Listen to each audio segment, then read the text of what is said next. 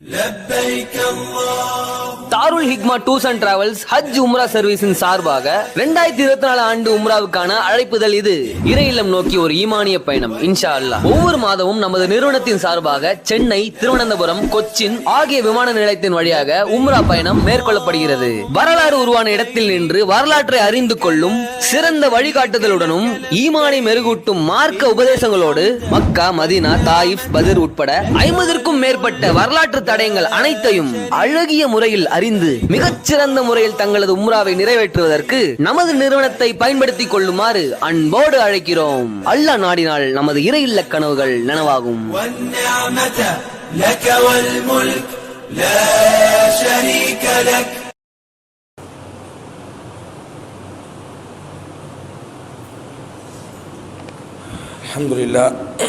அல்ஹம்துலில்லாஹி ரப்பில் ஆலமீன்.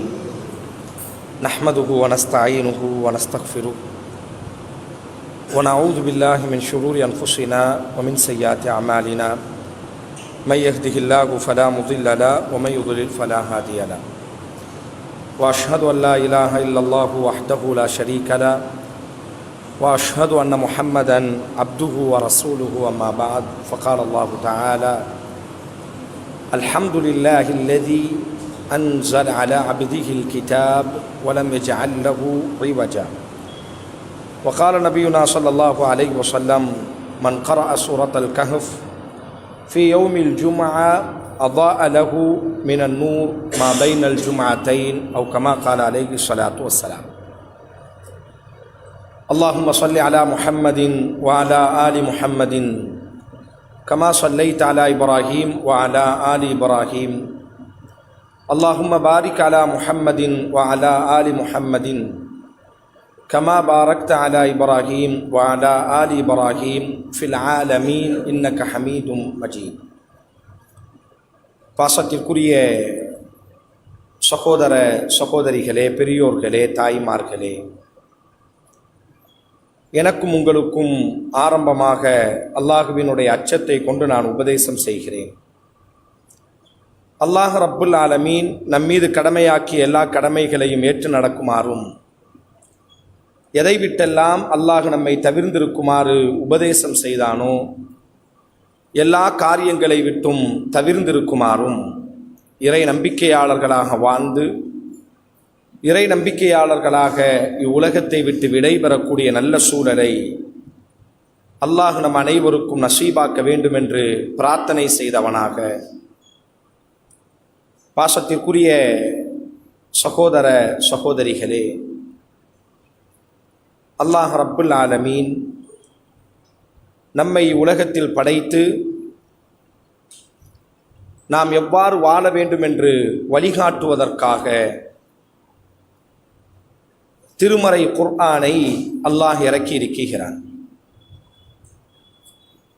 ஒவ்வொரு காலகட்டத்திலும் மனித சமூகத்திற்கு வழிகாட்டுவதற்காக வேதங்களை இறக்கிய அல்லாஹ்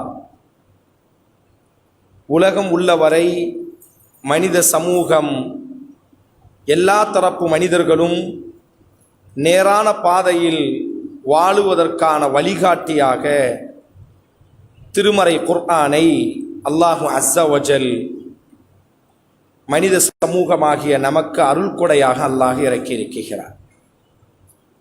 முழு குர்ஆனும் வாழ்வியல் வழிகாட்டியாக இருந்தாலும் குர்ஆனினுடைய 18வது அத்தியாயம் சூரா அல் கஹ்ஃப் என்று இந்த அத்தியாயத்திற்கு பெயர் சொல்லப்படும். நபிகள் நாயகம் ஸல்லல்லாஹு அலைஹி வஸல்லம் அவர்கள் கூறுவார்கள், மன் கரஅ சூரத்துல் கஹ்ஃப், யார் ஒருவர் சூரா அல் கஹ்ஃபை ஜும்மாவினுடைய தினத்தில் ஓதுவாரோ, அல்லாஹ் லஹு நூர், அந்த அத்தியாயம் அவரினுடைய வாழ்வுக்கான ஒளியாக அல்லாஹ் மாற்றி கொடுப்பான் என்று அல்லாஹுவின் தூதர் கூறுவார்கள். இனி ஒரு அறிவிப்பில், யார் ஒருவர் சூரா கஹ்ஃபை ஒவ்வொரு ஜும்மாவினுடைய தினத்தில் ஓதி வருவாரோ, பைனல் ஜும்அத்தைன், 2 ஜும்மாக்களுக்கு மத்தியில் இடைப்பட்ட அந்த நாட்களினுடைய வெளிச்சமாக, ஜோதியாக, ஒளியாக, அவர் வாழ்வின் வழிகாட்டியாக அல்லாஹ் இந்த அத்தியாயத்தை மாற்றி கொடுப்பான் என்று அல்லாஹ்வின் தூதர் கூறினார்கள். யார் ஒருவர் சூரத்துல் கஹ்ஃபினுடைய முதல் 10 வசனங்கள், இனி ஒரு அறிவிப்பில் சூரத்துல் கஹ்ஃபினுடைய கடைசி 10 வசனங்களை மனனம் செய்திருப்பாரோ, உலகத்தினுடைய ஆக பெரிய குழப்பம் தஜ்ஜாலினுடைய குழப்பத்திலிருந்தும் கூட அல்லாஹ் அவரை பாதுகாப்பான் என்று அல்லாஹ்வின் தூதர் கூறினார்கள். சூரத்துல் கஹ்ஃபினுடைய முதல் 10 வசனங்கள் அல்லது கடைசி 10 வசனங்கள் மனனம் செய்தவர், அல்லாஹ்வின் தூதர் கூறுவார்கள், உலகம் படைக்கப்பட்ட நாளிலிருந்து உலகம் அழியக்கூடிய வரை தோன்றக்கூடிய குழப்பங்களிலேயே ஆக பெரிய குழப்பம் ஃபித்னத்து தஜ்ஜால், தஜ்ஜாலினுடைய குழப்பம். ஒவ்வொரு தொழுகையிலும் முஹம்மது ஸல்லல்லாஹு அலைஹி வஸல்லம் இறுதி இருப்பிலே சலாம் கொடுப்பதற்கு முன்பாக ஆயிஷா ரலியல்லாஹு அன்ஹா அவர்கள் கூறுவார்கள், 4 விஷயங்களை தொட்டும் அல்லாஹ்விடத்தில் அல்லாஹ்வின் தூதர் பாதுகாப்பு தேடுவார்கள். அதில் ஒன்று ஃபித்னத்து தஜ்ஜால், தஜ்ஜாலினுடைய குழப்பத்திலிருந்து ரப்பே என்னை நீ காக்கணும் என்பதாக பிரார்த்திப்பார்கள். இந்த சூரத்துல் கஹ்ஃப் உலகத்தினுடைய ஆகப்பெரிய குழப்பம் தஜ்ஜாலினுடைய குழப்பத்திற்கும் உங்களுக்கு விடிவை ஏற்படுத்தி இருக்கிறது. தஜ்ஜாலினுடைய குழப்பத்திலிருந்தும் உங்களை காக்கக்கூடிய வழிகாட்டி இந்த கஹ்ஃப் என்ற அத்தியாயம். புகாரி என்ற நபிமொழி தொகுப்பில் பதிவு செய்யப்பட்ட ஒரு நபிமொழி. ஒரு நபித்தோழர் வீட்டினுடைய திண்ணையில் இரவு நேரத்தில் இந்த சூரத்துல் கஹ்ஃபை எழுதி வைத்திருந்தார். குர்ஆனை ஓதுவதற்காக இந்த சூரத்துல் கஹ்ஃப் என்ற அத்தியாயத்தை புரட்டி ஓத ஆரம்பிக்கிறார். அவரினுடைய குதிரை என்ற அந்த வாகனம் வீட்டுக்கு வெளியில் முற்றத்தில் கெட்டப்பட்டிருக்கிறது. இவர் வீட்டு திண்ணையிலே அமர்ந்து வானம் பார்த்து ஓதிக்கொண்டிருக்கிறார். சூரத்துல் கஹ்ஃபை ஓதுவதுதான் தாமதம். அவரினுடைய அந்த குதிரை அப்படி மிரள ஆரம்பிக்கிறது. வானத்தை பார்க்கிறார். வானத்திலிருந்து ஒரு ஜோதி அப்படி இந்த தோழரினுடைய வீட்டை நோக்கி இறங்குகிறது. மனிதர் என்ற ரீதியில் ஒரு பதற்றம் திடீரென்பதாக. உடனே ஓதுவதை நிப்பாட்டுகிறார். குதிரையும் அமைதி அடைகிறது, சாந்தம் அடைகிறது. அந்த ஜோதியும் காணாமல் போய்விடுகிறது. மீண்டும் அந்த தோழர் சூரத்துல் கஹ்ஃபினுடைய வசனங்களை ஓத ஆரம்பிக்கிறார். மீண்டும் குதிரை மிரளுகிறது. வானத்தை பார்க்கிறார். வீட்டை நோக்கி ஒரு ஜோதியை போன்று ஒரு வெளிச்சம், ஒரு ஒளி வந்து கொண்டிருக்கிறது. பயப்படுகிறார். உடனே குதிரை சாந்தம் அடைகிறது. ஜோதியையும் காணவில்லை. இப்படி தொடர்ச்சியாக ஓதுவதும் நிப்பாட்டுவதும் பதற்றத்தோடி பயணப்பட்ட தோழர் ஒரு கட்டத்தில் முடிவெடுக்கிறார். ஏதோ ஒரு தவறு நடப்பதை போன்ற அவரினுடைய உள்ளுணர்வு சொன்னவுடன் அப்படி ஓதிக்கொண்டிருந்த அத்தியாயத்தை மூடிவிட்டு வீட்டுக்குள்ளே போய் உறங்கி விடுகிறார். மறுநாள் அல்லாஹுவின் தூதரை அதிகாலை தொழுகையில் சந்தித்து நடந்த விவகாரத்தை சொல்லும் பொழுது ரசூல் சொன்ன வார்த்தை, நீங்கள் ஓதிக்கொண்டே இருந்திருப்பீர்களே ஆனால் அது ஜோதி, அல்லாஹுவினுடைய அருள் வடிவானவர்கள் உங்கள் வீட்டை நோக்கி வர ஆரம்பித்தார்கள். நீங்கள் ஃபஜ்ர் வரை, அதிகாலை வரை ஓதிக்கொண்டே இருந்திருப்பீர்களே ஆனால் நாங்களும் அந்த அருள் வடிவானவர்களை பார்த்திருக்க கூடும் என்று அல்லாஹுவின் தூதர் கூறினார்கள். அவ்வளவு மகத்துவமிக்க ஒரு அத்தியாயம். நாங்கள் வீடுகளில் ஓதும் பொழுது அல்லாஹுவின் அருள் வடிவானவர்களை, அருளின் வானவர்களை, ஜோதியை வீட்டுக்கு கொண்டு வரக்கூடிய அத்தியாயம். நமது வாழ்வினுடைய வழிகாட்டி, நமது வாழ்க்கைக்கு தேவைப்படக்கூடிய நேரத்தில் எல்லாம் ஒளியாக நின்று வழிகாட்டக்கூடிய அத்தியாயம் இந்த அத்தியாயம். தஜ்ஜாலினுடைய குழப்பத்தை விட ஒரு பெரிய குழப்பம் இல்லை. அந்த குழப்பத்திற்கும் விடுதலையை, ஈடேற்றத்தை வைத்திருக்கக்கூடிய, பாதுகாப்பை நல்கக்கூடிய அத்தியாயம் இந்த அத்தியாயம் என்று சொன்னால், அதனால்தான் ரசூலுல்லாஹி ஸல்லல்லாஹு அலைஹி வஸல்லம் இந்த அத்தியாயத்தை ஒவ்வொரு ஜும்மாவிலும் ஓதுங்கள் என்று அல்லாஹ்வின் தூதர் கட்டளையிட்டார்கள். ஏன் இந்த அத்தியாயம் இவ்வளவு மகத்துவமிக்கது? கொஞ்சம் இந்த அத்தியாயத்தோடு நாம் பயணப்படுவோமேயானால் ஒரு மனிதன் சந்திக்கக்கூடிய 5 சோதனைகளை ஒரு மனிதன் இந்த உலகத்தில் சந்திக்கக்கூடும். யாராக இருக்கட்டும், இந்த 5 சோதனைகளில் ஏதேனும் ஒரு சோதனைக்கு மனிதன் முகம் கொடுத்தே ஆக வேண்டும். அப்படி சந்திக்கக்கூடிய நேரத்தில் எப்படி வாழ வேண்டும் என்பதை இந்த அத்தியாயமே வழிகாட்டி இருக்கிறது. ஒரு 5 சோதனைகளை பதிவு செய்யும். அந்த சோதனைகளோடு அதற்கான தீர்வையும் இந்த அத்தியாயம் நமக்கு காட்டுகிறது. இந்த அத்தியாயம் இறங்கியதே ரொம்ப அற்புதமானது. நபிகள் நாயகம் ஸல்லல்லாஹு அலைஹி வஸல்லம் அவர்களிடத்தில் மக்காவை சார்ந்த இறைமறுப்பாளர்கள் வந்து கேள்வி கேட்கிறார்கள். அன்றைக்கு இருந்த வேதக்காரர்களிடத்தில் அல்லாஹுவின் தூதரை பற்றி இந்த இறைமறுப்பாளர்கள் முறையிடுகிறார்கள். எங்கள் தேசத்தில் இப்படி ஒரு மனிதர் இருக்கிறார், இறைவனின் தூதர் என்பதாக தன்னை வாதாடுகிறார் என்று சொன்ன பொழுது அந்த வேதக்காரர்கள் சொன்னார்கள், ஒருவர் இறை தூதராக இருந்தால் மட்டும்தான் நாங்கள் ஒரு 3 கேள்விகளை கேட்கிறோம். அந்த கேள்வியை நீங்கள் பதில் கேளுங்கள். அவர் இறை தூதராக இருந்தால் மட்டும்தான் அதற்கு பதில் கொடுக்க முடியும். கேள்விகளை சொல்லி அனுப்புகிறார்கள். 300 ஆண்டுகளுக்கு மேலாக குகையிலே தூங்கிய குகைவாசிகளினுடைய வரலாறு என்ன? யார் அந்த ஹதிர்? மூசாவினுடைய ஆசிரியராக பயணப்பட்ட அந்த ஹிதிர் யார்? உலகத்தையே சுத்தி வந்த துல்கர்னைன் என்பவர் யார் என்ற 3 கேள்விகளை இறைமறுப்பாளர்கள் ரசூலிடத்தில் கேட்கிறார்கள். அல்லாஹுவின் தூதர் ஸல்லல்லாஹு அலைஹி வஸல்லம் நாளை சொல்கிறேன் என்பதாக சொல்லி அல்லாஹுவின் தூதர் செல்கிறார்கள். காரணம், சுயமாக நபியால் ஏதோ புத்தகத்தை பார்த்து அல்லது சுயமாக யோசித்து பேசக்கூடியவர் அல்ல. அவர் அல்லாஹுவினுடைய வேத வெளிப்பாடுகளை கொண்டு பேசப்படக்கூடியவர். சொன்னது தாமதம். மறுநாள் அந்த மக்கள் வந்து நிற்கிறார்கள். ரசூலுக்கு வஹி வரவில்லை. 1 நாள் கழிகிறது, 2 நாட்கள் கழிகிறது. இப்படி ஒரு சூழலை ரசூல் சந்தித்ததே இல்லை. தினமும் ஒன்றுக்கு பல முறை ஜிப்ரீல் நேரடியாக ரசூலோடு தொடர்பில் இருக்கக்கூடியவர்.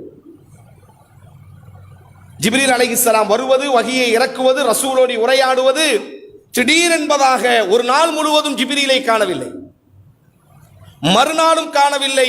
வாரம் கடக்குகிறது, 1 வாரம் கடக்குகிறது, ஜிப்ரீலை காணவில்லை.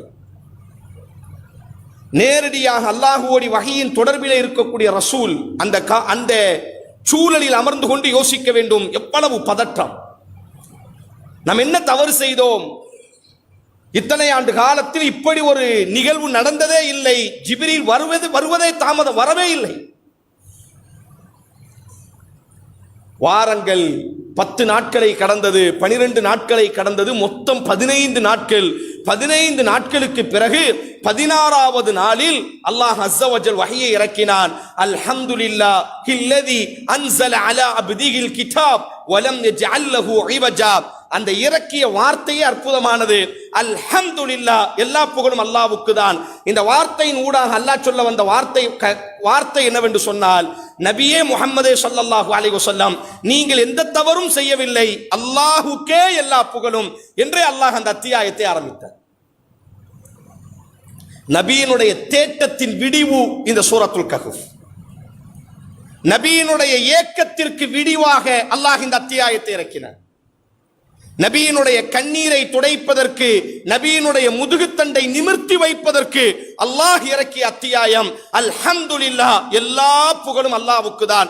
அல்லதி, எப்படிப்பட்ட அல்லாஹ்? அன்ஸல அலா அப்திஹில் கிதாப், இந்த வேதத்தை தனது அடிமையான முஹம்மதின் மீது அல்லாஹ் இறக்குகிறான். வலம் யஜ்அல் லஹு இவஜா, எந்த கோணலையும் இந்த அத்தியாயத்தில் காண முடியாது, எந்த மாறுதலையும் இந்த அத்தியாயத்தில் காண முடியாது, எந்த சருகுதலையும் இந்த அத்தியாயத்தில் காண முடியாது. கோணல் இல்லாத, சருகுதல் இல்லாத தெளிவான வேதத்தை தனது அடிமையின் மீது அல்லாஹ் இறக்கினானே, அந்த அல்லாஹ்வுக்கு எல்லா புகழும் என்று ரசூலினுடைய விடியலாக இந்த அத்தியாயத்தை அல்லாஹ் வைத்துக் கொடுத்தார். இந்த அத்தியாயத்திற்குள்ளாக பயணிப்பதற்கு முன்பாக அல்லாஹ் முதலில் ஒரு வார்த்தையை சொல்லிவிடுவான். இன்னா ஜஅல்னா ஃபில் அர்த் ஸீனத்தல் லஹா. இந்த உலகம் என்பது ஒரு அலங்காரம். லினப்லுவஹும் அய்யுஹும் அஹ்ஸனு அமலா. இந்த உலகத்தில் நாம் உங்களை படைத்திருப்பது உங்களில் யார் செயலால் நல்லவர்கள் என்பதை சோதிப்பதற்காக. அதிலே அல்லாஹ் பயன்படுத்தும் பொழுது ஜீனா என்ற வார்த்தை அல்லாஹ் பயன்படுத்துவான். உலகம் அழகு என்று அல்லாஹ் சொல்லவில்லை. உலகம் அழகு என்று அல்லாஹ் சொல்லவில்லை. அலங்காரம். அழகுக்கும் அலங்காரத்திற்கும் வித்தியாசம் இருக்கிறது. அழகு என்பது எப்பொழுதுமே இருக்கக்கூடியது, அலங்காரம் என்பது சந்தர்ப்பத்திற்காக இருக்கக்கூடியது. நாம் ஒரு 5 சோதனைகளை கொண்டு மனித சமூகமே உங்களை நாம் சோதிப்போம். நீங்கள் யாராக இருந்தாலும் இந்த 5 சோதனைகளுக்கு நீங்கள் முகம் கொடுத்தே ஆக வேண்டும்.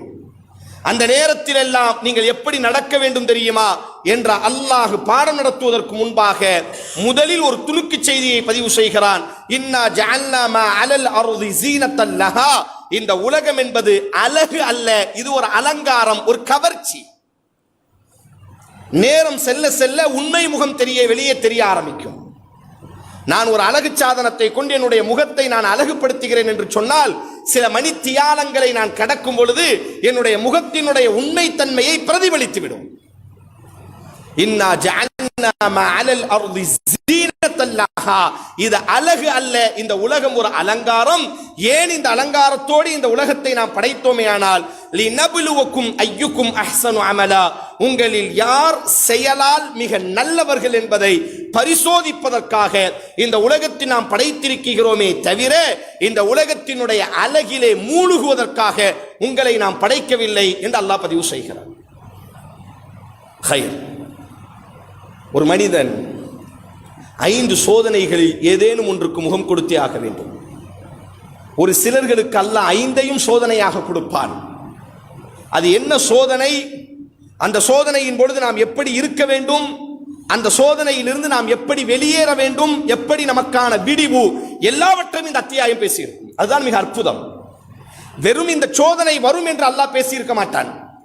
இந்த சோதனை வரும், இந்த சோதனையில் இவர்கள் எல்லாம் மாற்றினார்கள், இந்த மாற்றுதலில் இருந்து அவர்கள் எப்படி தப்பித்தார்கள், தப்பித்தவர்களினுடைய உயர்வு என்ன, தப்பிக்காமல் உலகத்தினுடைய அலங்காரத்தில் மூழ்கி கிடந்தவர்களினுடைய விளைவு என்ன என்று இந்த அத்தியாயம் நிறைவு செய்யும்.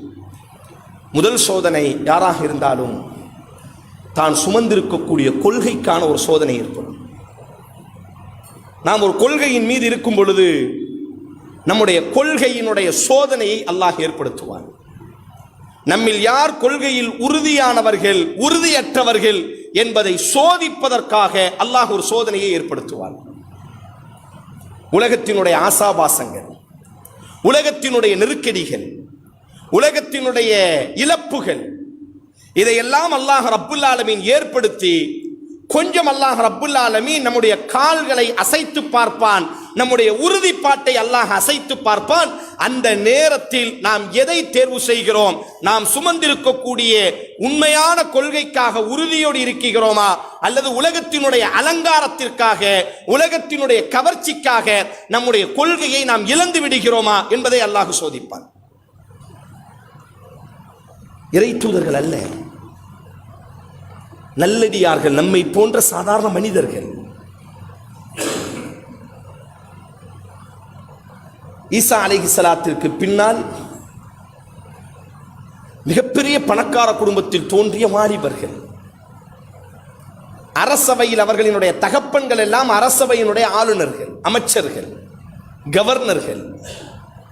அதிலே சில வாலிபர்கள் அன்றைய நாட்டு அரசன் தன்னையே கடவுளாக பாவிக்குமாறு கட்டளையிட்டு நிர்பந்தித்துக் கொண்டிருந்த ஒரு காலகட்டம்.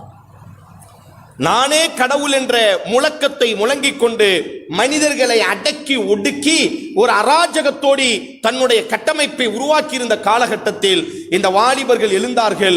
அல்லாஹுதான் எங்களினுடைய இறைவன் என்பதாக முழங்கினார்கள். முழங்கியதற்காக சோதனை ஏற்படுகிறது. தங்களது கொள்கையை பாதுகாத்துக் கொள்வதற்காக, தங்களது ஈமானை பாதுகாத்துக் கொள்வதற்காக இழப்புகள், சிரமங்களை தாங்கிக் கொள்கிறார்கள். இதில் ஒரு பெரிய வித்தியாசம் என்னவென்று சொன்னால், 300 ஆண்டு காலம் பொதுவாக இந்த உலகத்தில் ஒரு காரியம் நடக்கணும்னா காரணம் இருந்தால்தான் காரியங்கள் நடக்கும். இன்னைக்கு நாம தூங்குறோம் அப்படின்னு சொன்னா, உம்ராவுக்கு ஹஜ்ஜிக்கு போனவர்களுக்கு தெரியும், தொடர்ச்சியாக உம்ரா செய்வார்கள். இன்னைக்கு உம்ரா செஞ்சிருப்பாரு, திருப்பி நாளைக்கு போய் உம்ரா செய்வாரு. உம்ராவினுடைய ஃபர்துல கடைசி ஃபர்து என்னன்னா தலைமுடியை களைய வேண்டும். இன்னைக்கு மொட்டை அடிச்சிருப்பாரு, நாளைக்கும் போய் உம்ரா செஞ்சாருன்னா மொட்டை அடிக்கணும். ரொம்ப ஆச்சரியம், இது எப்படி சாத்தியம், முடி எப்படி வளரும்? அப்போ நீண்ட காலம் அந்த துறையிலே பயிற்சி பெற்ற அந்த அழகான அந்த தொழிலாளிகள் சொல்வார்கள், தலைமுடியை இறக்கி 4 மணி நேரத்திற்குள்ளாக ஆயிரக்கணக்கான புதிய முடிகள் வளர ஆரம்பித்து விடுமாம். ஆனால் 300 ஆண்டு காலம் ஒரு சமூகம் உறங்கியது, அவர்களினுடைய முடிகள் வளரவில்லை. 300 ஆண்டு காலம் ஒரு சமூகம் உறங்கியது, அவர்களினுடைய நகங்களில் எந்த மாற்றமும் இல்லை. 300 ஆண்டு காலம் ஒரு சமூகம் உறங்க வைத்தான் அல்லாஹ் அஸ்ஸ வஜல், அவர்களினுடைய தோள்களில் எந்த மாற்றமும் இல்லை. எப்படி உறங்கினார்களோ 300 ஆண்டுகளுக்கு பிறகு அந்த ஈமானை சுமந்ததற்காக, இது யதார்த்தம். உலகத்தில் கடல் என்பது மூழ்கடிக்கக்கூடியது, நெருப்பு என்பது கரிக்கக்கூடியது, இதுதான் யதார்த்தம். காரணம் காரியம். ஒரு மனிதர் நெருப்பிலே கை வைப்பார் என்று சொன்னால் அந்த நெருப்பு என்ன செய்யும் என்று சொன்னால், நெருப்பிலே கை வைப்பது ஒரு காரியம், அந்த காரியத்தை அவர் செய்யும் பொழுது சுடு என்பது ஒரு காரணம். ஆனால் அல்லாஹ் ரப்புல் ஆலமீன் சில நேரங்களில் இறை தூதர்கள் அல்ல, வாலிபர்கள், நம்மை போன்ற சக மனிதர்கள், நல்லடியார்கள் ஈமானை சுமந்ததற்காக, நேரான சத்திய கொள்கையில் உறுதியாக இருந்ததற்காக இயற்கைக்கு மாற்றமாக அல்லாஹ் அவர்களை காத்தான். கொள்கையில் சில நேரங்களில் பிடிப்போடி இருக்கும் பொழுது இழப்புகளை போன்று நமக்கு தெரியும். இல்லை இல்லை, அல்லாஹு அஸ்ஸ வஜல் எந்த காரணமும் இல்லாமல் ஒரு மனிதர் 300 ஆண்டு காலம் அவரினுடைய தோற்றம் எப்படி மாறி இருக்க வேண்டும், அவரினுடைய முடிகள், அவரினுடைய நகங்கள், அவரினுடைய உடல் அமைப்புகள் எதுவுமே இல்லை. உறங்கியதை போன்றே அல்லாஹ் அஸ்ஸ வஜல் எழுப்பி காட்டினான். எழுப்பியதற்கு பிறகு தங்களோடு பேசினார்கள், எவ்வளவு நேரம் உறங்கினோம்? பகலிலே சிறிது நேரம் உறங்கி இருக்கக்கூடும். சில நேரங்களில் மதிய உணவை உண்டதற்கு பிறகு அசர் வரை உறங்குவோம் அல்லவா? அவர்கள் தங்களோடு பேசிக் கொள்கிறார்கள், அதுவரைத்தான் நாம் உறங்கி இருக்கக்கூடும். அல்லாஹ் உணர்த்தினான். அவர்கள் கையிலே இருந்த, சாப்பிடுவதற்கு பசி எடுக்குகிறது, கைகளிலே சில நாணயங்கள் இருந்தது அல்லவா? குகையிலே தஞ்சமடைவதற்கு முன்பாக அந்த நாணயத்தை எடுத்துக்கொண்டு ஒருவர் கடைக்கு வருகிறார். சூரா கஹ்ஃபில் அல்லாஹ் சொல்கிறான், கடையிலே கொடுக்கும் பொழுது அந்த கடைக்காரர் ஆச்சரியப்படுகிறார், வரலாற்றில் இப்படி ஒரு நாணயம் தற்பொழுது உலகத்திலேயே இல்லை. திருப்பி அதிகாரிகளுக்கு தகவல் சொல்லப்படுகிறது. அதிகாரிகள் வந்து பார்க்கிறார்கள், 300 வருடத்திற்கு முன்பாக கோலாட்சிய ஒரு மன்னனினுடைய காலத்தில் உபயோகப்படுத்தப்பட்ட நாணயம். அவர்கள் சொல்ல, அந்த வாலிபர்களுக்கு சொல்லப்பட்டது, இந்த நாணயம் எங்கிருந்தது? எங்கள் பாக்கெட்டில் இருந்தது. எப்பொழுது இருந்தது? சில நேரத்திற்கு முன்பாக உறங்கினோம், உறங்குவதற்கு முன்பாக பாக்கெட்டில் வைத்திருந்தோம், இப்பொழுது பசிக்குகிறது. இல்லை, நீங்கள் உறங்கிய காலம் 300 வருடங்கள் என்று அந்த வாலிபர்களுக்கு பிறர் சொல்லிக் கொடுத்தார்கள். அப்போ கொள்கையில் நாம் உறுதியாக இருக்கும் பொழுது நாம் தோற்று போக மாட்டோம். அல்லாஹ் அஸ்ஸ வஜல் இயற்கைக்கு மாற்றமாக அல்லாஹ் இந்த கொள்கையை கொண்டு நம்மை சோதிப்பான். ஜீனா, அலங்காரம் என்று சொன்னானே, இந்த ஒரு அலங்காரம் வந்து நிற்கும். அந்த நேரத்தில் நாம் எதை கைப்பற்றுகிறோம்? அந்த வாலிபர்கள் கொள்கையில் உறுதியாக இருந்தார்கள். அந்த வாலிபர்களை மீட்டெடுத்தான். அந்த மன்னனை அல்லாஹ் தோல்விப்படுத்தினான். இரண்டாவதாக செல்வம், பொருளாதாரம் ஒரு அலங்காரம். இன்னா ஜஅல்னா மா அலல் அர்தி ஜீனத்தல் லஹா, இந்த உலகம் ஒரு அலங்காரம் என்று அல்லாஹ் சொல்கிறானே, செல்வம் ஒரு அலங்காரம். இந்த செல்வத்தை கொடுத்து அல்லாஹ் சோதிப்பான். ஒரு தகப்பனுக்கு பிறந்த 2 மகன்கள். சூரா கஹ்ஃப்ல அல்லாஹ் சொல்கிறான், ஒருவனுக்கு 2 பேருக்கு தந்தையினுடைய மரணத்திற்கு பிறகு பாக பங்கீடு கிடைக்கிறது. ஒருவர் என்ன செய்கிறார் என்று சொன்னால், தனக்கு கிடைத்த அந்த பாக பங்கை 3ஆக பிரிக்கிறார். ஒன்றை ஒரு பங்கை கொடுத்து ஒரு பெண்ணை மணமுடிக்கிறார், மகர் கொடுத்து ஒரு பெண்ணை மணமுடிக்கிறார். இனி ஒரு பங்கை ஏழைகளுக்கு சதக்கா செய்கிறார். இனி ஒரு பங்கு கொஞ்சம் மிக குறுகிய அந்த தொகையை வைத்து தன்னுடைய வாழ்வாதாரத்தை பெருக்குகிறார், விவசாயம் செய்கிறார். ஆனால் இவரினுடைய அண்ணனுமோ முழு பங்கையும் வியாபாரத்தில் போடுகிறார், விவசாயத்தில் போடுகிறார். அல்லாஹ் சொல்கிறான், வதுரிபு லகும் மஸல ரஜுலைன், இருவரை அல்லாஹ் உங்களுக்கு உதாரணப்படுத்துகிறார். லிஅஹதிஹிமா ஜன்னத்தைனி மின் அஅனாபின், அந்த 2 பேர்ல ஒருத்தர் இருக்கிறானே, செல்வம் முழுவதையும் அப்படி தன்னுடைய விவசாயத்தில் போட்டான். ஒரு தோட்டம் 2 தோட்டமாக மாறியது. திராட்சை தோட்டங்களை அல்லாஹ் உருவாக்கினான். அந்த தோட்டங்களுக்கு மத்தியில் ஆறுகளை அல்லாஹ் உருவாக்கினான்.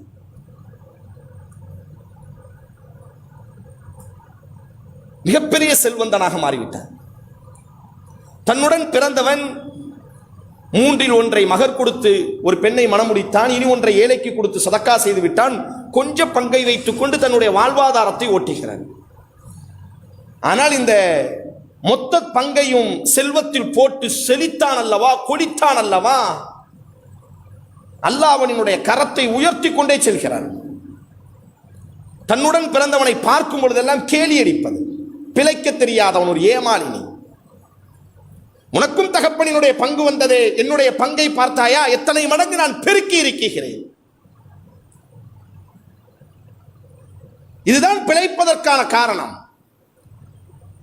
அப்போ அந்த தம்பி சொல்றான், உடன் பிறந்தவன் சொன்னான், அல்ஹம்துலில்லாஹ், அல்லாஹ் உன்னை படைத்தான், அல்லாஹ் உன்னை மேன்மைப்படுத்தி இருக்கிறான். வதஹல ஜன்னதஹு வஹுவ ஸாலிமுல் லினஃப்ஸிஹி, நீ எப்பொழுது தோட்டத்திற்குள்ளே நுழைந்தாலும் அல்லாஹுவை பெருமைப்படுத்து. மாஷா அல்லாஹ், அல்லாஹ் நாடியது நடந்தது என்று சொல். லா ஹவுல வலா குவத்த இல்லா பில்லாஹ் என்று அல்லாஹுவை மகிமைப்படுத்து. உனது முயற்சி அல்ல, உன்னுடைய திட்டம் அல்ல, உன்னுடைய உழைப்பு அல்ல, ரப்புல் இஸ்ஸத் உனக்கு கண்ணியத்தை கொடுத்திருக்கிறான். ஆதலால் நீ தோட்டத்திற்குள்ளே நுழையும் பொழுதெல்லாம் மாஷா அல்லாஹ் லா ஹவுல வலா குவத்த இல்லா பில்லாஹ் என்று படைத்தவனை பெருமைப்படுத்து என்று அந்த மனிதன் சொல்லிக் கொடுக்கிறான். காலலி சாஹிபிஹி வஹுவ யுஹாவிருஹு அன அக்ஸரு மின்க மால வஅஸ்ஸு நஃபரா, நீ என்ன செல்வத்தை வைத்திருக்கிறாய் பார், நான் எவ்வளவு செல்வத்தை வைத்திருக்கிறேன், உன்னை விட அல்லாஹ் என்னை கண்ணியப்படுத்தி இருக்கிறான். அவன் நினைத்துக் கொண்டான் செல்வம் என்பது கண்ணியம் என்று நினைத்துக் கொண்டான். இல்லை, ஜீனா, அது ஒரு அலங்காரம். குர்ஆன்ல சில வார்த்தைகள் ஜோடியாகவே வரும். அல் ஹாஃபித், அர் ராஃபி, அல் முஇஸ், அல் முஸில், தாழ்த்துபவன் உயர்த்துபவன். அல் ஹாஃபித் தாழ்த்துபவன், அர் ராஃபி உயர்த்துபவன், அல் முஇஸ் கண்ணியத்தை கொடுப்பவன், அல் முஸில் இழிவை கொடுப்பவன். சிலருக்கு கொடுத்த அல்லாஹ் உயர்த்துவான், சிலருக்கு அல்லாஹ் எடுத்து தாழ்த்துவான். இரண்டுமே சோதனை தான். அதைத்தான் அந்த மனிதன் சொன்னான். قال لصاحبه وهو يحاوره انا اكثر منك مالا واعز نفرا ودخل جنته وهو ظالم لنفسه قال ما اظن ان تبيد هذه ابدا وما اظن الساعه. இப்படி தன்னை பெருமைப்படுத்துகிறார். என்னுடைய உழைப்பால், என்னுடைய இதால் என்னை நான் கண்ணியப்படுத்தி இருக்கிறேன். அப்ப தோழன் சொல்லிக் கொடுக்கிறான், இல்லை, அல்லாஹுவை மகிமைப்படுத்து. மாஷா அல்லாஹ் லா குவத்த இல்லா பில்லாஹ் இன் தரனி அனா அக்கல்ல மின்க மால வ வலதா. அல்லாஹுவை மகிமைப்படுத்து, அல்லாஹுவை பெருமைப்படுத்து. இல்லை, எனது முயற்சி, எனது திட்டம், எனது அர்ப்பணிப்புகள் என்ற அந்த உலகத்தினுடைய மோகத்தில் மூழ்கி கிடந்த பொழுது அல்லாஹ் நிறைவு செய்கிறான். ஒரு நாள் அதே 2 தோட்டங்களுக்குள்ளாக அந்த மனிதன் வந்தான். தோட்டத்தினுடைய அத்தனை பயிர்களும் மஞ்சள் அடித்ததாக கரிந்து நாசமாய் போய்விட்டது என்று அல்லாஹ் அந்த வரலாறை நிறைவு செய்கிறான். அல்லாஹ் கொடுப்பான், நீங்கள் யாரை மகிமைப்படுத்துகிறீர்கள் என்பதை சோதிப்பதற்காக. பொருளாதாரம் ஒரு பெரிய சோதனை, அதைத்தான் அல்லாஹ் நிறைவு செய்கிறான். பாருங்கள், உங்கள் கண்களுக்கு முன்பாக இருவருக்கு நான் பொருளாதாரத்தை கொடுத்தேன். அதில் யார் என்னை மகிமைப்படுத்தினார்களோ அவர்களை நான் பாதுகாத்தேன். காலம் உள்ளவரை அவர்களை நினைவு கூறக்கூடியவர்களாக நான் உலகத்தில் மாற்றி காட்டினேன். என்னை எவன் புறக்கணித்தானோ, எனது அருள்கொடையை அனுபவித்துக் கொண்டு எனக்கு எதிராகவே எவன் பயணப்பட்டானோ, எனது அருள்கொடைகளை அனுபவித்துக் கொண்டு எனது நன்றியை, எனக்கு நன்றி செலுத்துவதை யார் மறுத்தானோ அவர்களை நான் பிடிப்பேன் என்று அல்லாஹ் இந்த வரலாறோடு நிறைவு செய்கிறான். அப்ப செல்வம் என்பது அல்லாஹ் சோதிக்கக்கூடிய ஒரு அலங்காரம். அந்த சோதனையில் கொடுத்து அல்லாஹ் சோதிப்பான், எடுத்தும் அல்லாஹ் சோதிப்பான். அல் ஹாஃபித் தாழ்த்துவான், அர் ராஃபி உயர்த்துவான். எல்லா நேரத்திலும் மாஷா அல்லாஹ் லா ஹவுல வலா குவத்த இல்லா பில்லாஹ். உயர்ந்த கெட்டிடத்திற்குள்ளாக, தோட்டம் துறவுகளுக்குள்ளாக, மகா பெரிய நம்முடைய வீடுகளுக்குள்ளாக நுழையும் பொழுது, மக்கள் நம்மை பெருமைப்படுத்தும் பொழுது, இல்லை, மாஷா அல்லாஹ், அல்லாஹ் நாடியது நடந்திருக்கிறது. லா ஹவுல வலா குவத்த இல்லா பில்லாஹ். அலா உஹ்பிருக்கும் பிகுனூஸில் ஜன்னah. ரசூலுல்லாஹி ஸல்லல்லாஹு அலைஹி வஸல்லம், சொர்க்கத்து பொக்கிஷத்தை உங்களுக்கு நான் கற்றுத் தரட்டுமா? அல்லாஹ்வின் தூதரே, சொர்க்கத்து பொக்கிஷம் கற்றுக் கொடுங்கள். லா ஹவுல வலா குவத்த இல்லா பில்லாஹ் என்ற இந்த வார்த்தை இருக்கிறது. சொர்க்கத்து பொக்கிஷம் என்பதாக இந்த வார்த்தையை பயன்படுத்தவில்லை. அவனை நாம் அழித்தோம், அவன் செல்வத்தை நாம் அழித்தோம் என்று அல்லாஹ் பதிவு செய்கிறார். மூன்றாவதாக கல்வியை கொண்டு அல்லாஹ் சோதித்தான். அறிவுரிக்கிறதே மகத்துவமிக்கது, மனோகரமானது, உன்னதமானது அறிவு. ஆனால் அந்த அறிவை கொண்டும் அல்லாஹ் நம்மை சோதிப்பான். அந்த நேரத்தில் நமது அறிவு நமக்கு பணிவை தர வேண்டுமே தவிர, எங்கேனும் நமது அறிவு நமக்கு கொஞ்சம் மிதப்பை கொடுக்குமையானால். மூசா அலைஹிஸ்ஸலாம் இஸ்ரவேலர்களோடு பேசிக்கிட்டே இருக்கிறாரு. கேட்கக்கூடிய கேள்விகளுக்கெல்லாம் பதில் சொல்றாரு. ஒரு இஸ்ரவேலர் கேட்கிறான், இந்த உலகத்திலே ரொம்ப தெளிவான அறிவாளி யாரு, ரொம்ப பெரிய அறிவாளி யாரு? இப்போ மூசா அலைஹிஸ்ஸலாம் யதார்த்தத்தோடு யோசிக்கிறாங்க. அன்றைக்கு அவர் தான் இறை தூதர், அவர் தான் அந்த இஸ்ரவேலர்களினுடைய வழிகாட்டி, இஸ்ரவேலர்களுக்கு வழிகாட்டக்கூடியவர். இப்போ சொல்றாங்க, ஆனால் நான் தான் உலகத்தில் நான் தான் இப்போ பெரிய அறிவாளி. இந்த வார்த்தை மூசா யதார்த்தமாக பயன்படுத்தியது, ஆனால் அல்லாஹ்வுக்கு பிடிக்கவில்லை. அல்லாஹ் சொன்னா, இல்லை மூசா, நீங்க இல்லை. இந்த இடத்துல ஒரு இடத்த அல்லாஹ் சுட்டி காட்டுறான். அவர் வரமாட்டாரு, நீ போ, நீ போனா உணர்ந்து கொள்வாய் நீ எவ்வளவு பெரிய முட்டாள் என்பதை உணரக்கூடிய ஒரு இடம் அது. அந்த இடத்துல ஒருவர் இருக்கிறார், உன்னை விட அவர்தான் மிகச்சிறந்த அறிவாளி. மூசா அலைஹிஸ்ஸலாம் அறிவை தேடி பயணப்படுகிறார். ஹிதர் அலைஹிஸ்ஸலாம் சந்திக்கிறார்கள். ரொம்பலாம் கேள்வியே கிடையாது, மொத்தமே 3 கேள்வி. 3 கேள்விக்கும் பதிலையும் சொல்லிக் கொடுக்கிறார். உன்ட்ட நான் கேட்கக்கூடிய கேள்வி மொத்தம் 3 தான், பதில் 1 தான் இருக்கணும். நான் என்ன செஞ்சாலும் கேட்கக்கூடாது. கேள்வியையும் சொல்லிக் கொடுத்தார், பதிலையும் சொல்லிக் கொடுத்தார். நீ அறிவாளின்னு சொன்னில்ல, அல்லாஹ் பாடம் நடத்துகிறான். இந்த இடத்துல ஒரு மனிதர் இருக்கிறார், ஹிதரை போய் சந்திக்கணும். போன உடனே சொல்றாரு, மூசா இப்படி நான் வந்திருக்கிறேன், மூசா வந்திருக்கிறேன். யார்? இஸ்ரவேலர்களினுடைய இறை தூதராமா, உங்க கூட கல்வி கற்றுக்கொள்ள நான் ஆசைப்படுறேன். உங்கள்கிட்ட இருந்து நான் அறிவை எடுத்து கற்றுக்கொள்வதற்கு, உங்கள் அறிவிலே கொஞ்சம் பயனடைவதற்கு வந்திருக்கிறேன் சொன்னார். எடுத்த உடனே நீங்க முடியாது, உங்களால் எல்லாம் என் கூட எல்லாம் பயணிக்க முடியாது. இல்லை இல்லை, என்ன நடந்தாலும் உங்க கூட உட்கார்ந்து நான் கல்வியை கற்றுக்கொள்ளணும். பதிலை சொல்லிக் கொடுக்கிறார். உலகத்தில் இது போன்ற ஆசிரியரை எங்கேனும் கண்டதுண்டா? மூசாவே, நான் எதை செய்தாலும் பதில் எதுவாக இருக்க வேண்டுமே, ஆனால் நீ ஏன் எதற்கு என்று கேட்கவே கூடாது. முதல்லயே பதிலையும் சொல்லிட்டாரு. நீ பேசாட்டு உட்கார்ந்து இருக்கணும், போதும். அமைதியாக வருவதுதான் கல்வி. அல்லாஹ் உயர்ந்த கல்வியை கொடுத்து மூசாவை சோதிக்கவில்லை. நீ உன்னை அறிவாளின்னு சொன்னில்ல, போ இங்கே. ஆசிரியர் சொல்கிறார், உனக்கான கேள்வி எது நடந்தாலும் பதில் அமைதியாக இருக்க வேண்டும், ஏன் எதற்கு என்று கேட்கக்கூடாது. தலையாட்டுகிறார் மூசா. 3 கேள்விகளை தாண்ட முடியவில்லை மூசாவால். வெறும் 3 கேள்விகள். பதிலையும் சொன்னாரே ஹிதர், கேட்கக்கூடாது என்பதாக, அந்த பதிலையும் கூட அவரால் சொல்ல தெரியவில்லை, சொல்ல முடியவில்லை. இறுதியாக ஹிதர் அலைஹிஸ்ஸலாம் மூசாவை விட்டு விடைபெறும் பொழுது மூசாவினுடைய கரத்தை பிடித்து சொன்ன வார்த்தை, கப்பலில் 2 பேரும் பயணப்படுறாங்க. ஒரு சின்ன குருவி அந்த கப்பலில் வந்து அமர்கிறது. அமர்ந்த அந்த கடலினுடைய நீரை தனது அழகால் கொத்துகிறது. ஹிதர் மூசாவை தட்டுகிறார். மூசா, அந்த பறவையை பார், அந்த பறவையை பார். இப்பொழுது அதனுடைய அழகால் அந்த கடலிலே முக்கி எடுத்ததே கடலிலே எவ்வளவு குறைந்திருக்கும். மூசா சொன்னார், எதுவும் குறைந்திருக்காது. உனது அறிவும் எனது அறிவும் அல்லாஹுவின் அறிவுக்கு முன்பாக இந்த பறவையினுடைய அழகிலே கொத்தி மிச்சம் இருக்கக்கூடிய நீருக்கு கூட சமம் இல்லை. நாம் யாரும் அறிவாளி இல்லை, உணர்ந்து கொள். அல்லாஹ் அக்பர். எவ்வளவு பெரிய இறை தூதரை அல்லாஹ் கல்வி தான் அறிந்தவன் என்ற யதார்த்தமாக மூசாவினுடைய குணம் அதுதான்.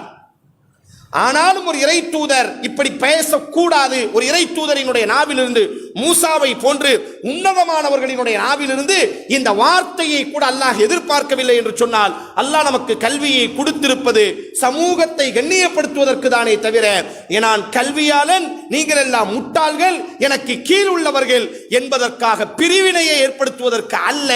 ஜீனத்தல் ஹயாத்தி துன்யா, கல்வி என்பதும் ஒரு அலங்காரம், அதை கொண்டும் நாம் சோதிப்போம். மூசா தோற்று போனார், ஹிதர் வெற்றி பெற்றார் என்று அல்லாஹ் நிறைவு செய்கிறார். 4வதாக அதிகாரத்தை அல்லாஹ் கொடுப்பார். ஆட்சி அதிகாரத்தை அல்லாஹ் கொடுப்பார். அதிகாரம் என்பது நாட்டை ஆளக்கூடிய அதிகாரம் மட்டுமல்ல, நம்மில் ஒவ்வொருவருமே அதிகாரம் உடையவர்கள் தான். உறவுகளால், முதலாளியாக, தொழில்களிலே ஊர்களிலே பள்ளியினுடைய நிர்வாகத்திலே இப்படி அல்லாஹ் நமது கையில் அதிகாரத்தை கொடுப்பான். அந்த அதிகாரமும் ஜீனத்துல் ஹயாத்தி துன்யா, உலகத்தினுடைய அலங்காரம் கொடுத்து அல்லாஹ் நம்மை சோதிப்பான். அந்த அதிகாரத்தை நாம் எப்படி நடக்குகிறோம்? யஸ்அலூனக அன் தில் கர்னைன். துல்கர்னைன் ஒருத்தர் இருந்தார் கிமுல. அவர் என்ன செய்கிறார்னா, உலகத்தினுடைய அதிகாரத்தை அல்லாஹ் அவருக்கு கொடுத்தாங்க. உலகம் முழுவதும் சுற்றுவார், முழு தேசமும் அவருக்கு அல்லாஹ் கட்டுப்பட கொடுத்தாங்க. அப்போ ஒரு ஊருக்குள்ள போறாரு.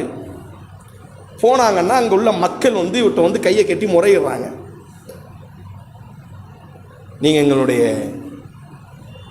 மன்னர், இதோ இந்த பகுதி ஒரு இடத்தை சுத்தி காட்டுறாங்க, இந்த காட்டை சுத்தி காட்டுறாங்க.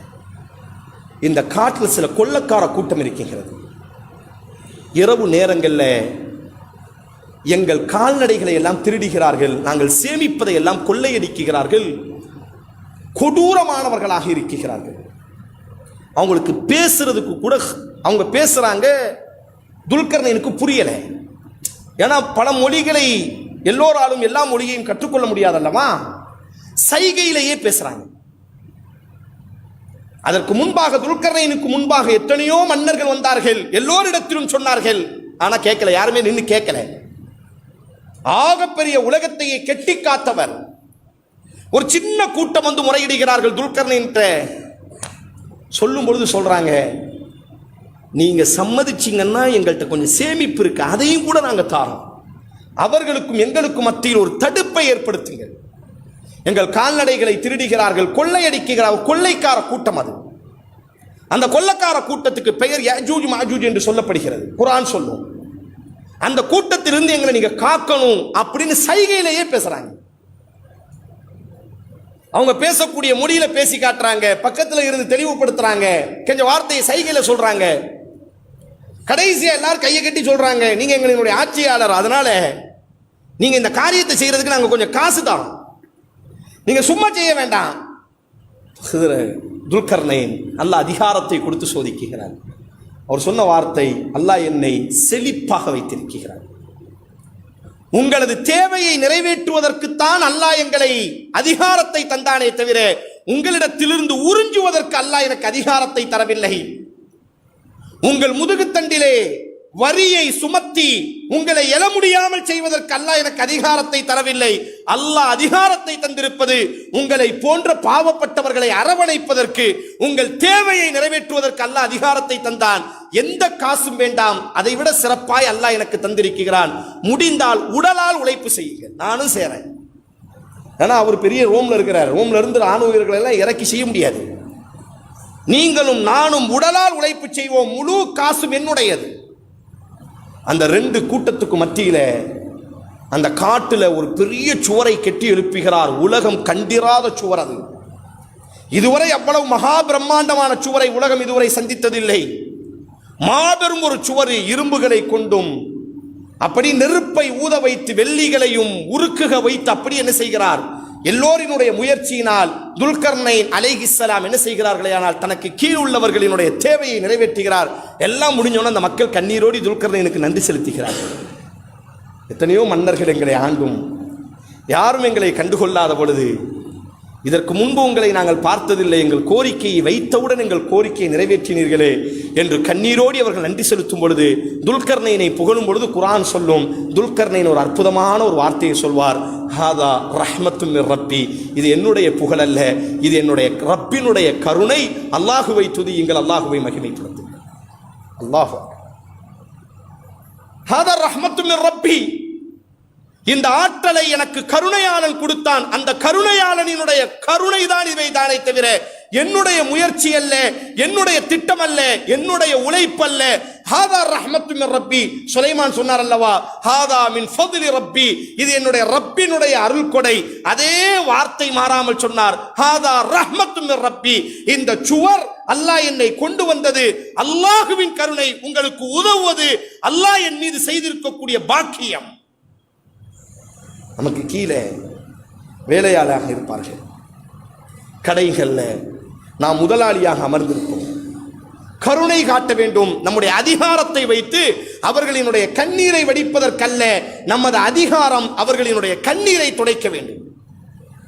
அதிகாரம் ஒரு அலங்காரம், அதைத்தான் அல்லாஹ் சொல்லி முடிக்கிறான். அந்த அலங்காரத்தை வைத்து நாம் சோதித்தோம்.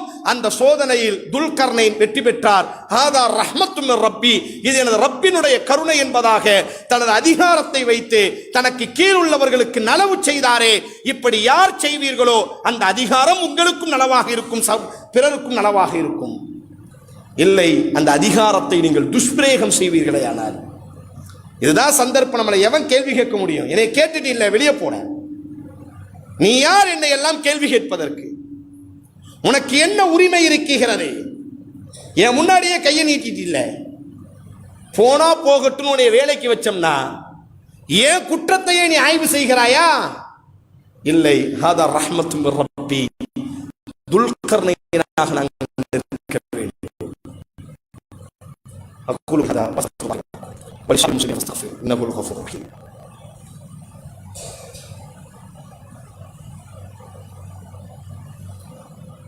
அல்ஹம்துலில்லாஹ் வஸல்லல்லாஹு வஸல்லம் அலா ரசூலில்லாஹ் வஅலா ஆலிஹி வஸஹ்பிஹி அஜ்மஈன். அம்மா பஅத். பாசமானவர்களே, சூரத்துல் கஹ்ஃப் அல்லாஹ் லஹு நூர், வழிகாட்டக்கூடிய ஒளி. அது வாழ்க்கையில் வாழும் காலகட்டத்தில் நமக்கு வழிகாட்டக்கூடிய ஜோதி. அது ரசூல் சொன்னார்கள். அந்த அத்தியாயம் மிக அற்புதமானது. மனித சமூகம் முகம் கொடுக்கக்கூடிய சோதனைகளை பேசுகிறது. அல்லாஹ் ஆரம்பிக்கும் பொழுது இன்னா ஜஅல்னா மா அலல் அர்தி ஸீனா, இந்த உலகம் ஒரு அலங்காரம். இந்த அலங்காரத்தின் பொழுது நாம் எப்படி நடந்து கொள்கிறோம், அந்த அலங்காரத்தை அல்லாஹ் நமக்கு கொடுப்பான்.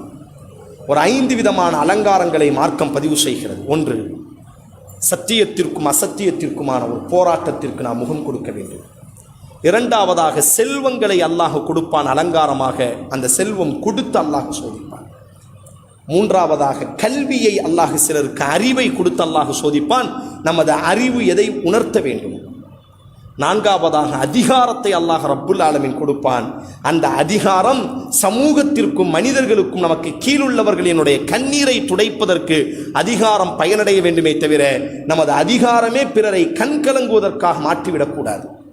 இறுதியாக அல்லாஹ் அந்த அத்தியாயத்தை நிறைவு செய்வான். பண்புகளை கொண்டு அல்லாஹ் நம்மை சோதிப்பான். குணங்கள், நமக்கு கொடுத்திருக்கக்கூடிய குணங்கள் ஒரு அலங்காரம். அந்த அலங்காரம், அந்த அற்புதமான குணங்களை நாம் எப்படி மெருகூட்டி கொண்டிருக்கிறோமா அல்லது குணத்தால் நாம் கெட்டிருக்கிறோமா என்பதை அல்லாஹ் சோதிப்பான். ஆதமை அல்லாஹ் படைக்கும் பொழுது அல்லாஹ் இந்த அத்தியாயத்தை சொல்கிறார். ஒத்துரு ஆலை, நபியை ஓதி காட்டுங்கள். ஆதமை நாம் படைத்தோம், முழு வானவர்களுக்கும் நாம் கட்டளையிட்டோம், ஆதமிற்கு சிரம் பணியுமாறு நாம் கட்டளையிட்டோம். இல்லா இபிலீஸ், இபிலீஸை தவிர அத்தனை நபர்களும் நமது கட்டளையை ஏற்றார்கள். கான மினல் ஜின்னி ஃபஃபஸக அன் அம்ரி ரப்பிஹி அஃபதத்தஹிதுனஹு வ ذُرِّيَّتَهُ. ஆனால் அந்த இபிலீஸ் மாத்திரம் ஜின் இனத்தை சார்ந்தவன், ஆதலால் நமது கட்டளையை அவன் புறக்கணித்தான் என்று அல்லாஹ் பதிவு செய்கிறார். இபிலீஸை 7வது வானத்திற்கு அல்லாஹ் உயர்த்தி வானவர்களோடு அல்லாஹ் உறவாட வைத்தான். ஒரு கட்டத்தில் இவன் வானவனாகவே இருக்கக்கூடுமோ, வானவர்களின் ஆசிரியரோ என்று யோசிக்கக்கூடிய அளவிற்கு அல்லாஹ் அவனை உயர்த்தினான். ஆனால் அல்லாஹ் பண்பு ரீதியாக யதார்த்த முகத்தோடு அல்லாஹ் அவனை சோதிக்க விரும்பிய பொழுது அவனினுடைய குணத்தை அவன் வெளிக்கொண்டு வந்து விட்டான். ஆதமை அல்லாஹ் படைத்து இபிலீஸை விட உயர்ந்தவர்கள் வானவர்கள், நெருப்பால் ஜோதியால் ஒளியால் படைக்கப்பட்டவர்கள். அல்லாஹ் கட்டளையிட்ட பொழுது ஒட்டுமொத்த மாணவர்களும் ஏன் எதற்கு என்று கேட்கவில்லை. அல்லாஹு அஸ்ஸ வஜல் கட்டளையிடுவது மகத்துவமிக்க மாட்சியமிக்க அல்லாஹ் கட்டளையிடுகிறான். ஆனால் இபிலீஸ் மாத்திரம் அல்லாஹ்விடத்தில் எதிர்த்து கேட்டான், இது ஒரு மண், நானுமோ நெருப்பால் படைக்கப்பட்டவன், ஹலக்தனி மின் நார், நெருப்பால் படைக்கப்பட்டவன், எப்படி ஒரு மண்ணுக்கு பணிந்து செல்வது தகும் என்பதாக தன்னுடைய பெருமை, தன்னுடைய போராமை, தன்னுடைய ஆணவத்தை வெளிக்கொண்டு வந்தான். அதற்கு முன்பு வரை அவன் நடித்துக் கொண்டிருந்தான் வானவர்களுக்கு மத்தியில். நல்லவனை போன்று, வானவர்களுக்கு ஆசிரியரை போன்று அல்லாஹ் அவனை கண்ணியப்படுத்தி வைத்திருந்தான். அதுவரை அவன் நடித்துக் கொண்டே இருந்தான். ஒரு கட்டத்தில் ஜீனா, அல்லாஹ் சொன்னான் அல்லவா, சோதிப்போம், உலகம் ஒரு சோதனை என்பதாக. அல்லாஹ் சோதித்த பொழுது அவனினுடைய முகத்திரையை அல்லாஹ் கிழித்தான். அவனினுடைய முகமூடி கலந்து விட்டது. வாழ்க்கையில நமக்கும் ஏற்படும். சும்மா சமூகத்திற்கு முன்பாக நறுமணம் தடவியவர்களாக, சமூகத்திற்கு முன்பாக கவர்ச்சியானவர்களாக, சமூகத்திற்கு முன்பாக அழகிய இலகிய மனம் படைத்தவர்களாக இல்லை இல்லை. நமக்கென்று ஒரு உலகம் இருக்கிறது. அந்த அந்தரங்கத்தில் நம்முடைய பண்புகள் எப்படி இருக்கிறது? நெருக்கத்திற்குரியவர்களிடத்தில், மனைவியிடத்தில், குழந்தையிடத்தில், உறவுகளிடத்தில், இரத்த பந்தத்திடத்தில் யார் நமக்கு மிக நெருக்கத்திற்குரியவராக இருக்கிறாரோ, நம்முடைய நண்பர்களிடத்தில் நம்முடைய குணத்தால் எப்படி இருக்கிறோம்? உலகம் சொல்லட்டும் இவர் குணத்தால் உயர்ந்தவர் என்பதாக, அல்லாஹ் அதை ஏற்றுக்கொள்ளப் போவதில்லை. எனக்கு நெருக்கத்திற்குரியவர்கள் சொல்ல வேண்டும் நான் குணத்தால் எப்படிப்பட்டவன். முகத்திரையை கிழித்தான், ஷைத்தான் அடித்துக் கொண்டிருந்தான் 7வது வானத்தில். ஆனால் ஒரு சோதனை வந்த பொழுது, அல்லாஹ்வினுடைய கட்டளை வந்த பொழுது அவனினுடைய முகமூடி கலண்டு விழுந்ததா இல்லையா? அதுபோன்று அல்லாஹ் நம்மையும் சோதிப்பான். எல்லா நேரத்திலும் நம்முடைய முகங்கள் ஒற்றையாக இருக்க வேண்டும். எதுவும் நடக்கட்டும், எவ்வளவு அவமானங்களை நாம் சந்தித்தாலும் மேன்மக்களாகவே இருக்க வேண்டும். நம்முடைய குணத்தை நாம் இழந்துவிடக் கூடாது, நம்முடைய பண்புகளை நாம் இழந்துவிடக் கூடாது. யாராக இருக்கட்டும், எவ்வளவு கோபம் இருக்கட்டும், எவ்வளவு குரோதம் இருக்கட்டும், எந்த நேரத்திலும் நமக்கான குணம் சிதைந்து விடக்கூடாது. ஷைத்தானுக்கு சிதைந்ததல்லவா? சந்தர்ப்பம் சூழல்கள் கொஞ்சம் மாறும் பொழுது, அவனினுடைய பிடரி நரம்பை கொஞ்சம் உழுக்க ஆரம்பித்த பொழுது, அவனினுடைய தன்மானத்தை கொஞ்சம் உரசிய பொழுது அவனினுடைய யதார்த்த குணம் வெளியே வந்ததல்லவா? அப்படி ஒரு குணம் நமக்கு இருக்கவே கூடாது. எல்லா நேரத்திலும் ஒற்றை குணமுடையவர்களாக இருக்க வேண்டும். அதைத்தான் அல்லாஹ் நிறைவு செய்கிறான். குணங்களை கொண்டு நாம் சோதிப்போம். ஷைத்தான் தோற்று போனான், வானவர்கள் வெற்றி பெற்றார்கள். ஷைத்தான் தோற்று போனான். குணத்தை கொண்டு சோதிக்கும் பொழுது சந்தர்ப்பவாதியாக இருந்தான். ஆனால் கொஞ்சம் நாம் பிடிக்கும் பொழுது அவனினுடைய முகமூடி கலண்டதல்லவா?